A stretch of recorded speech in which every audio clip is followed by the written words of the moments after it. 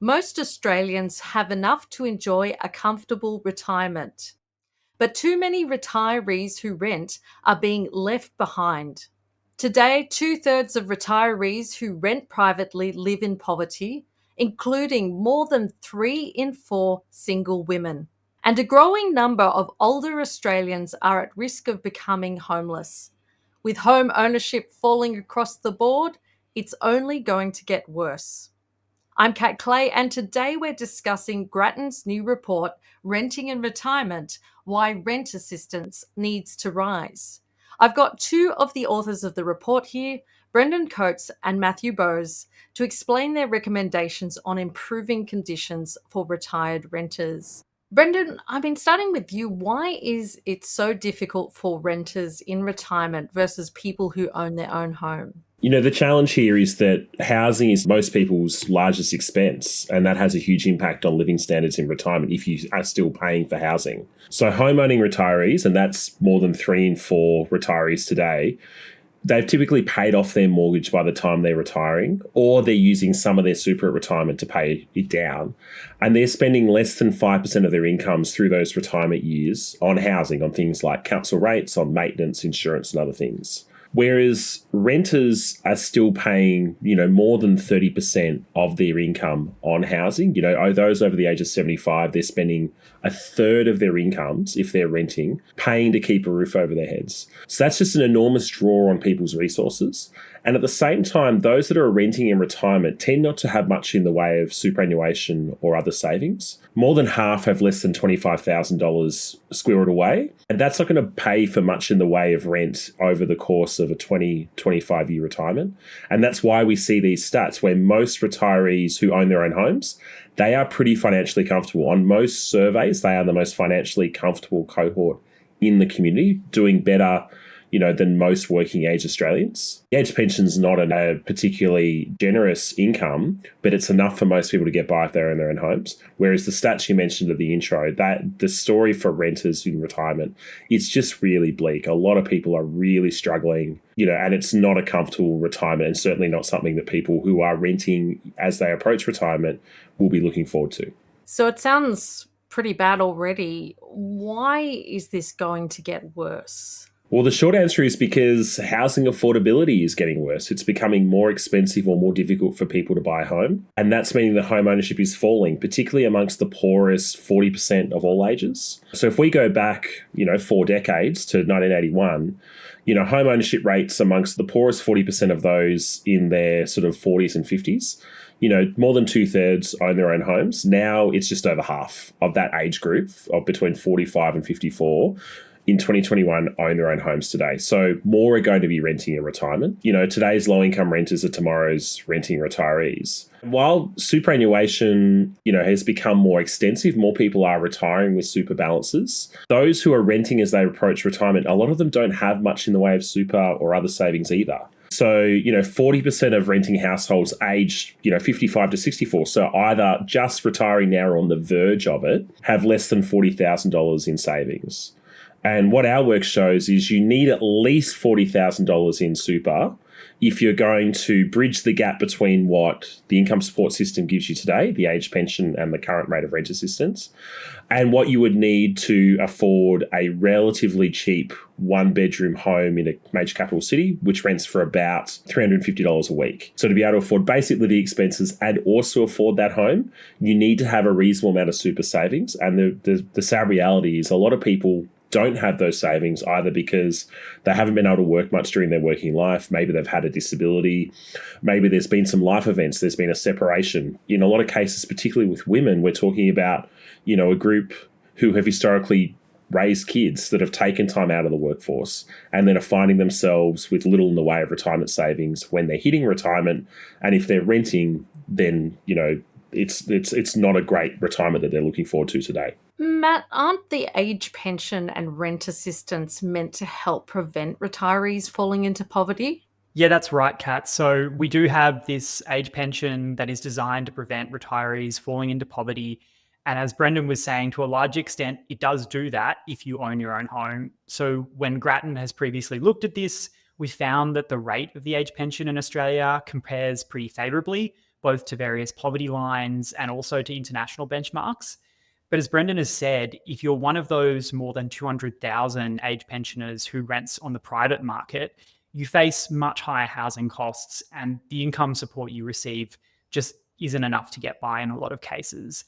And this is largely just because rent assistance, which is the payment that is meant to help these income support recipients with the cost of renting, that payment is just too low. So the way rent assistance is designed, it provides a subsidy of 75 cents for every dollar of rent that a pensioner pays above a minimum threshold. But there's also a maximum payment rate, which limits how much you can receive. And that maximum rate is currently set at around $106 per week for a single pensioner. Now, to its credit, the federal government has increased that maximum rate by 27% in the last two budgets, but our research suggests that is still too low. So in particular, in our report, we draw on previous research that looks at budget standards. So these are standards that estimate what's the minimum amount that a person needs to spend on everyday items such as clothes, food, transport, and energy. And based on these, we estimate that a typical single-age pensioner needs about $380 per week for these essential non-housing costs. But for someone on the full rate of the age pension and rent assistance, that means they can only spare about $300 a week for rent. And Kat, as many of our listeners would know, there's very few rentals out there for that price. So we estimate that in Melbourne, only around 13% of one-bedroom homes are rented at $300 per week or less. And it's even less if you look at Sydney, where it's less than 4% of one-bedroom homes. Across all of Australia's capital cities, it's about 11% of one-bedroom homes that are available at that price. So it's just not enough for most of these pensioners to find good quality accommodation in retirement. Yeah, it's really not cutting it if you need to find a rental there. What do you recommend to make renting affordable for retirees? Yeah, Kat. So what we're recommending is pretty straightforward. We're recommending that the government increases the maximum rate of rent assistance by 50% for singles and 40% for couples. So that means that for the around 190,000 age pension households who receive the maximum rate of rent assistance, they would see an increase in their payment of up to $53 a week, or a bit more than $2,500 per year.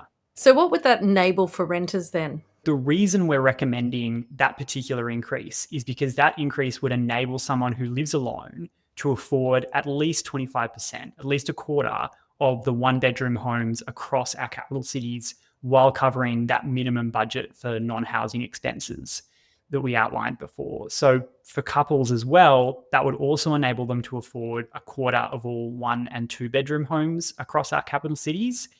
In total, that's more than doubling the number of homes that are affordable for age pensioners in our cities, and it makes the housing choices that they're facing a lot easier.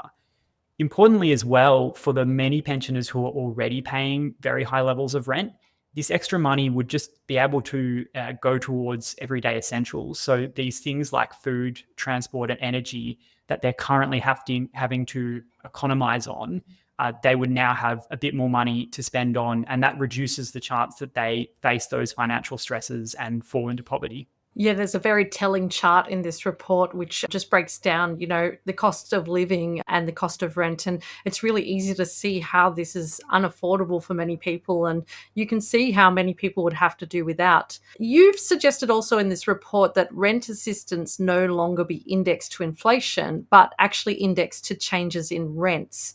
Can you talk us through why and how that would work? Yeah, that's right, Kat. So like many social security payments, like JobSeeker say, rent assistance is increased in line with the consumer price index over time. The problem is that rents paid by low-income renters have risen faster than that for the best part of the last 2 decades. So since 2001, we estimate that the rents paid by recipients have grown nearly 1.5 times as fast as the maximum rate of rent assistance. And that just means that over time, it's not been providing the same level of assistance to renters as their housing costs have risen. So what we recommend is that the government should instead draw on the increasing amounts of data that we have on the private rental market in order to index the maximum rate of the payment directly to the cheapest 25% of one and two bedroom homes on the rental market in our capital cities. And what this means for renters is just in future, the payment shouldn't decline as a share of their rent over time. And Brendan, although this is a report about retirees, you've suggested that increases should extend to all recipients of rent assistance. Why is that? Yeah, that's right, Kat. So we are recommending that rent assistance rise across the board. So rent assistance is a payment that goes to income support recipients of both working age and in retirement.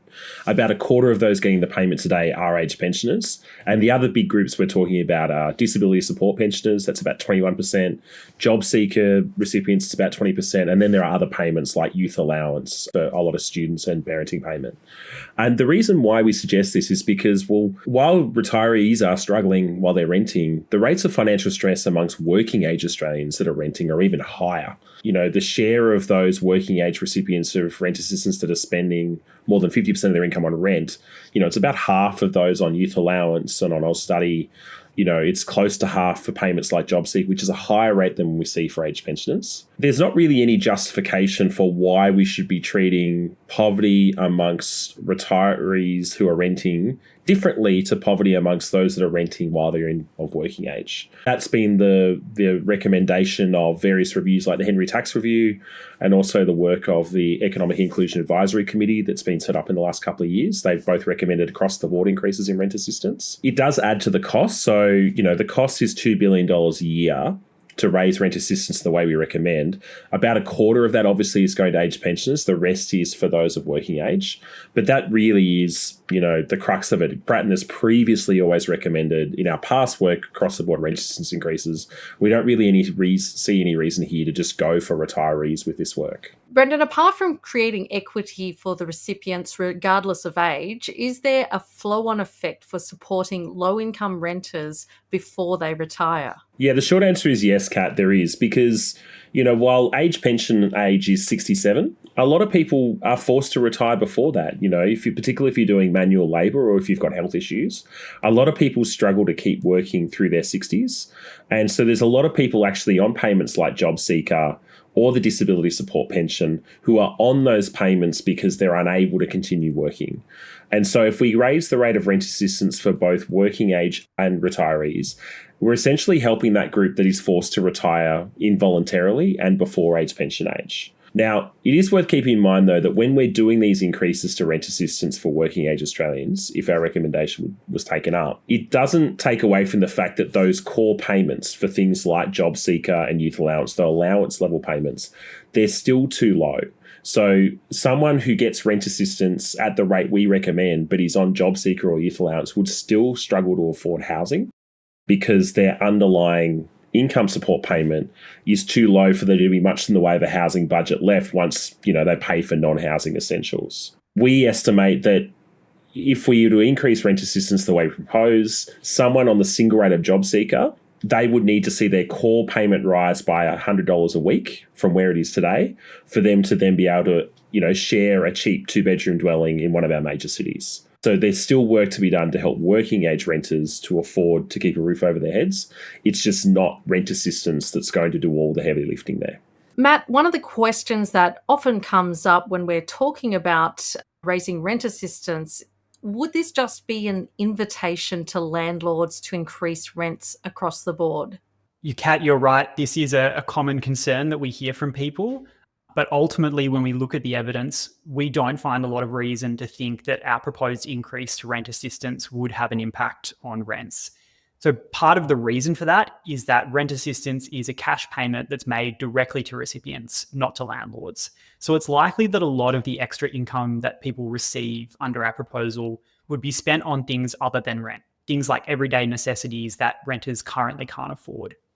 But there's also strong evidence from a range of high quality research papers that suggests that the rate of pass through from housing assistance to rents is low. So when we've reviewed the literature, many of those research papers find no significant effects of housing assistance on rents. And those that do find an effect find very low rates of pass through.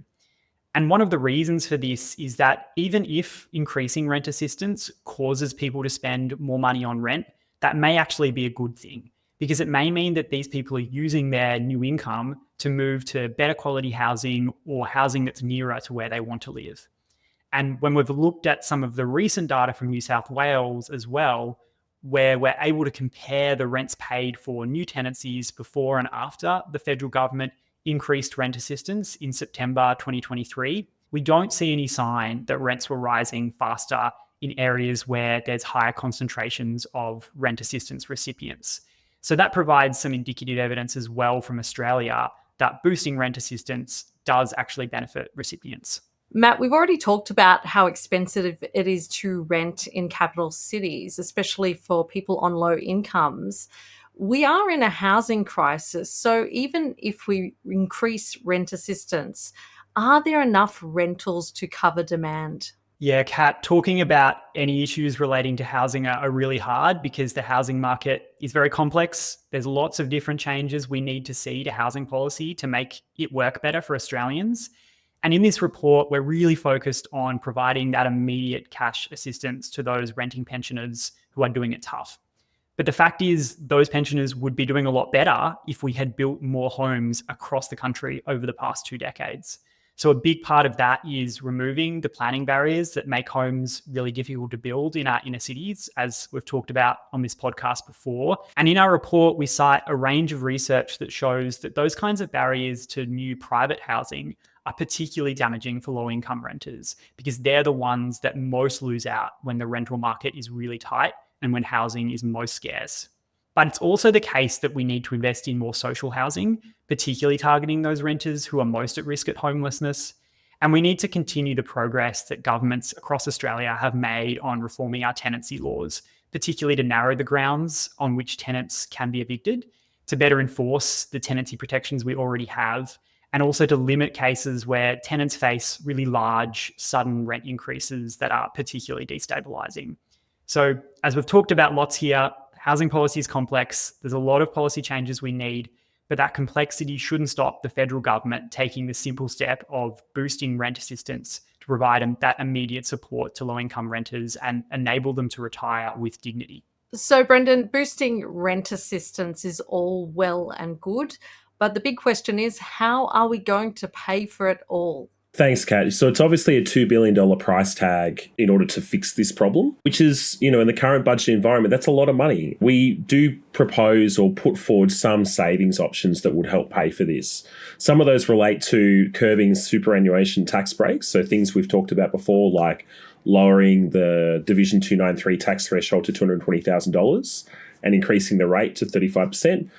That's basically a way of saving $1.1 billion. We could cut some of those superannuation contribution caps. That could save, more than $1 billion. The one that probably comes to mind is if we do want to keep it in the housing basket, if we were to reform the capital gains tax discount and basically halve that rate from 50% to 25%, as we've recommended previously, look, that'd save $5 billion a year. So that's much more than the $2 billion price tag here. And that would also incidentally boost home ownership without having much of an impact on house prices and rents. And finally, we could include more of the value of the family home in the age pension assets test. So, we've estimated previously if we included the value of the home above $750,000, anything in excess of that in the assets test, that would save taxpayers $4 billion a year, more than double, or essentially double what we need to pay for rent assistance. Brendan, to sum up, why should the government raise rent assistance? Well, I think the short answer is we've identified a problem, which is that retirees who are renting can look forward to a pretty tough life once they retire. And this is the most cost-effective and immediate way to solve this problem. So a $2 billion price tag isn't cheap, but it is cheaper than any other tool that we could use to try to solve this problem. So, for example, if we wanted to do it via social housing, to have even an extra 200,000 social housing dwellings would be costing us an annual subsidy of close to $5 billion a year, which is, more than double what we're talking about here. This doesn't obviously negate the fact that we need to build more homes, as Matt talked about, but even that will take time. So this is the only way we are going to solve this problem now and guarantee that it stays solved for those that rent into the future. Thank you, Brendan and Matt, for coming on the podcast today and discussing their new report. If you'd like to read the report, it is available for free at grattan.edu.au, and I'll also put a link to the report in the show notes below. If you'd like to talk to us more about what's been discussed in today's podcast, please find us on social media at Grattan Institute. And please do take care, and thanks so much for listening.